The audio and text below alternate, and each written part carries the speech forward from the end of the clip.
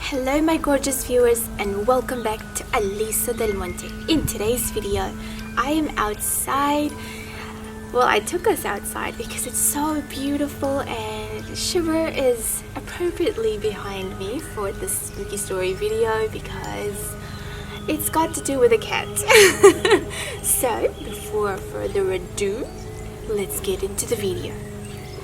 Okay, again, please, these spooky story videos are for the purposes of entertainment. Do not take what I say seriously, because there are some truth to my stories. However, the spooky story videos that I make have added intense moments to make the story spookier. So, let's get into it. As a child, my sister and I, my middle sister and I, we would spend a lot of time in the ruins of our village. And let me give you a preview. My mom recently, 2 years ago, she went to visit and she recorded the area.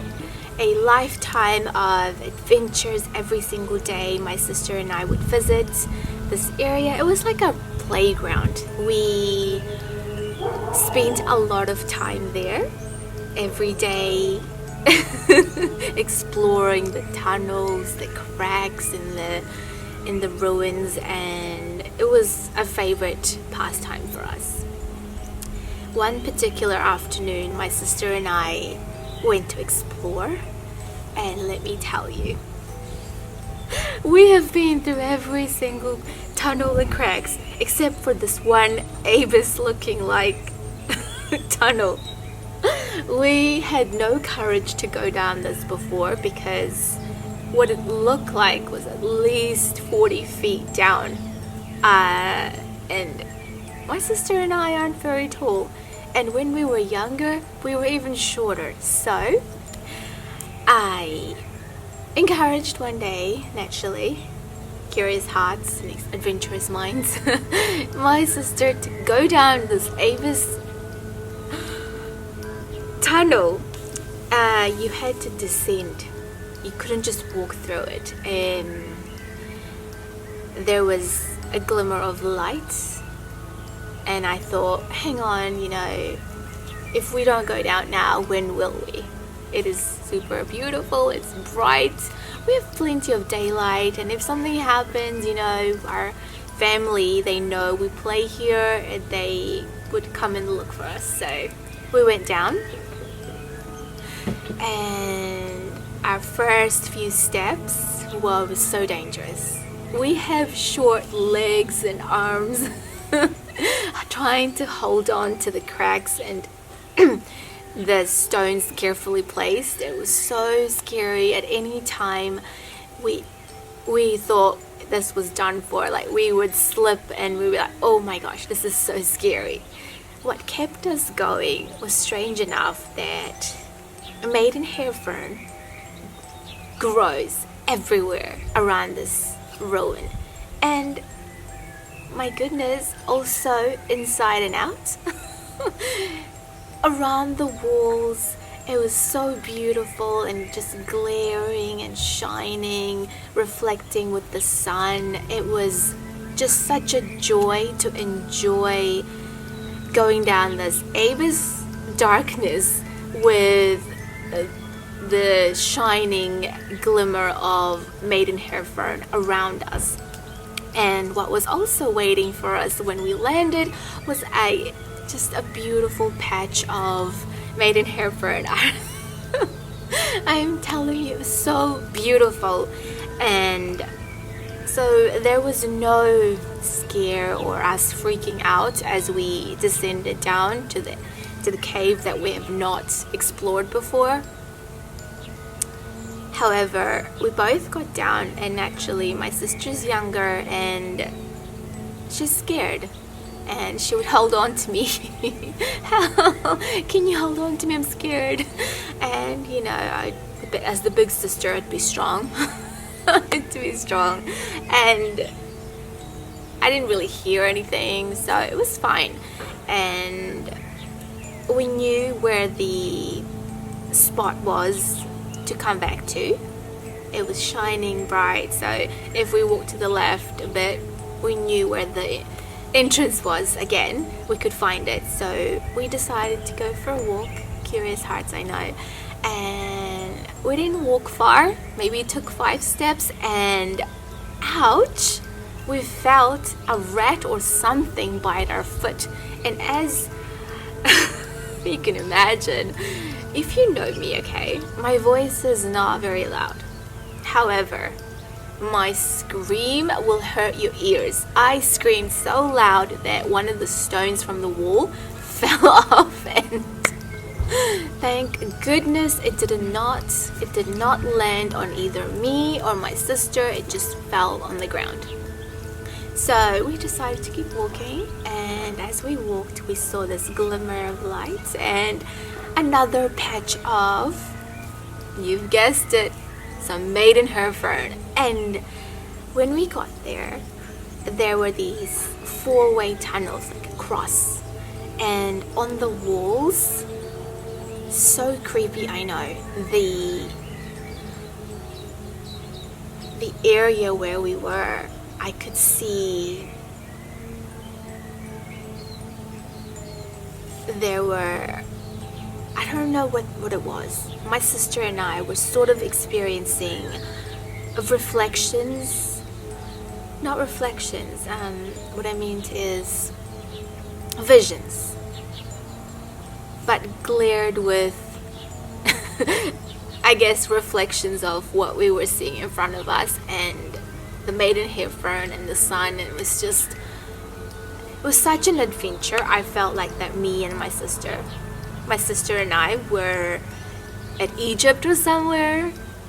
Now that I look back, okay, back then my sister and I weren't really exposed to TV or anything like that until we reached a certain age. I think I was 10 when I first watched TV, and the first thing I watched was Pokemon, I think. And yeah, so we had no idea of where we were. We just thought we're such an adventure. Oh my goodness, like, where are we? We love adventuring together. And naturally, again, my sister is so young, she's 4, just like holding on to me and started to cry. And what we saw on the walls were super strange and just really freaky.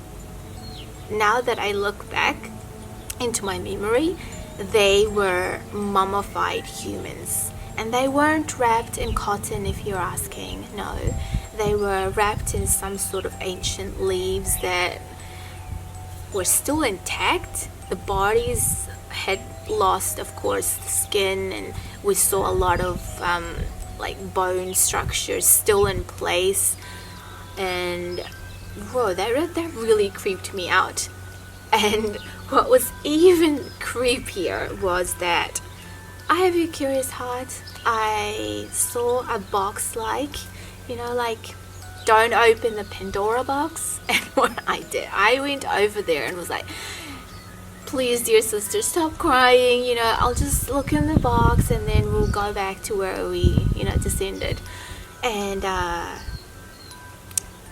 opened the box, and it was a few seconds, more than a few seconds, that I experienced visions of what the place was like years before we had been there. Maybe the Incas. I mean, I had seen pictures of what the original Peruvians would look like, and I was envisioned with their pastimes, what they were doing. And what was so spooky was that I felt like I was seeing it through the eyes of this mummified cat that was in the box. What I forgot to tell you, in the box, it wasn't a human, it wasn't any other creature. What it looked like to me was a mummified cat structure, bones and everything, and well, some fur that felt like fur. Oh my god, I know, I touched it. I shouldn't touch things. Don't touch things that you don't understand or know. Children, they will touch and... What I find creepy is that my sister and I experienced visions of what life was or might have been like in the past, and I have a feeling that sometimes I feel that I left some part of me mummified in that cat-like figure in the box, because I've never ever before that craved fish heads. And to my strangeness, okay, if someone, you know how women get super happy when you bring them a bunch of flowers in a bouquet, or, you know, wrapped in a, if you brought me fish heads wrapped in a, I'd be a happy girl. I'd be like screaming with joy, thank you, I'm gonna eat these fish heads. And yeah, no, so let me tell you a bit about the vision, okay? So I saw a lot of tall figures. They were tanned like me, maybe a bit darker. They worked the land. They lived by their 3 rules: do not steal, do not lie, and do not be lazy. Those are the rules that the Incas live for, and in my visions I heard them chanting this a lot, and they lived a life where there was teamwork together, and it was like as if I was there for a few seconds, seeing it through the eyes of this mummified creature. So who knows, I could have been a cat maybe in my previous life, but I am so freaked out that maybe I've left some part of me there, because when we left this place, we quickly, as children, got freaked out and of course enjoyed the thrill of being freaked out as well. And now we live with the sense of maybe we left some part of us there. Because before that I've never craved fish heads, and now it's difficult. I see a fish head and I want to eat it, and it's not like that. It's our cat Shiver, and he was behind me. He does not crave fish heads. Like, he sees, you think he would, he doesn't. He loves his cat food and that's it. I'm talking way too much now, but I thought that was spooky for me, leaving a part of me in this mummified structure. My gorgeous viewers, I will come back with another spooky video. I know this wasn't as spooky because it was outside and I was more enjoying telling you what happened with my sister and I at the ages of 4, and I think I was about 9. She's 4 years behind me, so yeah. Until my next video, my gorgeous viewers, bye!